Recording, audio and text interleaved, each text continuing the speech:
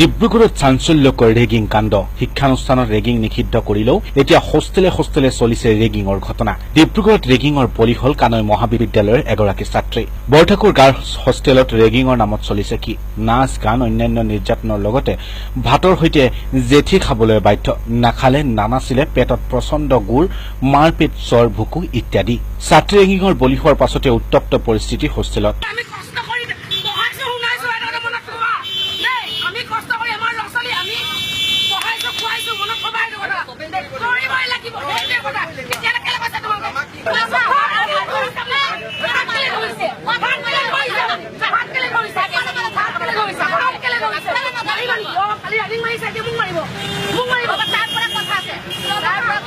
আৰক্ষী উপস্থিত হৈ পৰিস্থিতি নিয়ন্ত্ৰণ ৰেগিঙৰ অকথ্য নিৰ্যাতনৰ বলি হোৱা ছাত্ৰীগৰাকীৰ নাম ৰাণী গগৈ ঘৰ মৰাণত কানৈ মহাবিদ্যালয়ৰ বিজ্ঞান শাখাত উচ্চতৰ মাধ্যমিক দ্বিতীয় বৰ্ষৰ ছাত্ৰী বৰ্তমান বিভাগীয় পৰীক্ষা অনুষ্ঠিত হৈ থকাৰ মাজতে হোষ্টেলৰ জ্যেষ্ঠ আৱাসী তথা মনোহাৰী দেৱী কানৈ মহিলা মহাবিদ্যালয়ৰ ছাত্ৰীসকলে চলাই এইগৰাকী ছাত্ৰীৰ ওপৰত অবৰ্ণনীয় অত্যাচাৰ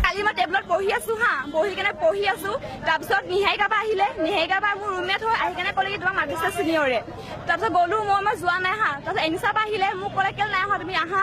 মই ক'লে কি বা মোৰ 25ৰ পৰা এক্সাম আছে কালিৰ পৰা পৰহিৰ পৰা মই যাব নোৱাৰি মোক পাছত ইন্ট্ৰডাকশ্যন লৈ ল'বা বুলি ক'লো নাই বোলে নহ'ব হাত ধৰি মেলি টানি আনিলে ৰুমৰ ভিতৰত ৰেগিং টাইপে আৰু জেঠি চেঠি ধৰি পৰিছে ৰেগিঙে হয় সেইটো তাৰপিছত আপোনাৰ নাচি দেখাব কৈছে মই যেতিয়া ফাইট কৰি দেখাইছো মোক এজনে আহি কেনে কিক বক্সিঙৰ হৈ আহি কেনে কিক মাৰি দিছে পেটত মাৰি তেতিয়া মই একো নাই কৰা নাচিও দেখালো গায়ো দেখালো তাৰপিছত মই হেৰি জেঠি ধৰি কেনে হাত উঠাকে ভাত খাব দিছে তো সেইবোৰতো কৰিছে মই লগতে তলত আণ্টিক ক'বলৈ গ'লো কিন্তু আণ্টি নাছিলে আণ্টি তেজপুৰ গ'ল ৱাৰ্ডেন হয় যে মানে হোষ্টেলত নাই এইটো আপোনাৰ কিবা কৰিব লাগে বুলি ভাবো কাৰণ মোৰ আজি হৈছে যাতে বাকী বেলেগ ছোৱালীবোৰৰ নহয় এনেকুৱা গতি মোক বেয়াকে হা চিনিয়ৰখিনিয়ে হোষ্টেলৰ ব্যক্তিগত নহয় মানে কেনেকুৱা ব্যক্তিগতে আৰু মানে গোটেইখিনি এমডিকেৰ হয় ছোৱালী চায়েন্সৰ এজনী আছে তাৰপিছত কানৈৰ এজনী হেৰি মনীষা দৌলে এমডিকেৰ হয় হেৰি 3rd চেমৰ ইংলিছ ডিপাৰ্টমেণ্টৰ হয় তাই সেইকাৰণে মোক পুৰা মাৰিছে মানে চুবি টানিছে গোটেই মাথা ফুলি আছে তাৰপিছত ঘৰত ফোন কৰি যেনে মোবাইল কাঢ়ি লৈ লৈছে তাৰপিছত ৰুমৰ পৰা ওলাব দিছোঁ ঢাক্কা মাৰি দিছে তাৰপিছত পেটে চেটে মাৰিছে লগে লগে মোৰ জেঠাইকো আনি বহুত বেয়াকে ৰিপ্লাই দিছে সিহঁতি ডিব্ৰুগড়ৰ ৰানিং গেট স্থিত বৰঠাকুৰ ছাত্ৰী নিবাসত সংঘটিত এই ভয়ানক কাণ্ডই এতিয়া জোকাৰিছে সৰ্বত্ৰে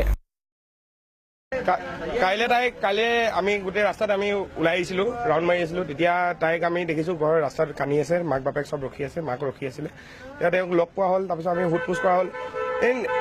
তেওঁ যি ধৰণে কৈছে কি জেঠি খুৱাইছে তাৰপিছত ৰেগিং কৰিছে এনেধৰণৰ এণ্টি ৰেগিঙৰ কেছততো এইটোতো একশ্যন ল'ব পৰা যায় এইটোত একশ্যন ল'ব লাগে আৰু যদি কিবা এটা ইন কেছ ফিউচাৰত কিবা এটা হৈ যায় তেতিয়া কোনে একশ্যন ল'ব এইটোত কোনে চাব মানুহ আছে এই কি কয় মানুহ মৰি যায় যদি কেণ্ডেল লৈ ওলাব মানুহ এতিয়াতো মানুহ অহাও নাই আমাৰ কাৰণে এতিয়া এজনী ছোৱালী কিবা এটা হৈ যায় কোনে কি ৰিস্ক ল'ব